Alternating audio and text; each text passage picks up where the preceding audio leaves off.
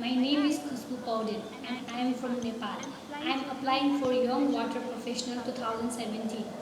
My project location for my idea is Jumdara Jhapli village in the Bandipur municipality, ward number 4 of Tanob district, Nepal. The major problem in this area is water scarcity. As we can see that there is no water supply during daytime. They have only access to one drinking water supply, and that is also regulated. It only comes 2 hours in the morning and 2 hours in the evening. There are only 14 taps for 106 household, so on average there is one tap for each for 8 households, so they need to fill the tank during the morning and the evening. More than 80% of the people living in this area depend upon agriculture for their livelihood. Also, they don't have access to proper irrigation system. They depend upon monsoonal rainfall and winter rainfall for agriculture. Due to climate change, the rainfall pattern is very erratic, so depending upon the traditional way of farming is not adequate for sustainable livelihood. So farmers are nowadays attracted towards tunnel farming.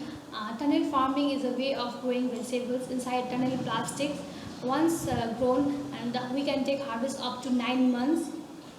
So my project idea is to provide drip irrigation facilities to these tunnel holder farmers, as drip irrigation is a form of irrigation that saves water and fertilizer by allowing water to drip slowly to the roots of different plants, either onto the soil surface or directly onto the root zone through a network of valves, pipes, tubing and emitters. The main advantage of drip irrigation is that no water will go wasted. It will save time since one don't have to go to each plant to pour water, and since the water is deep inside the root, less water is required and can be irrigated once in 2 days. So if this technique is given to these farmers, then the problem of water scarcity that is prevailing in this community will be reduced to some extent, and the farmers will have a better option for livelihood. Thank you.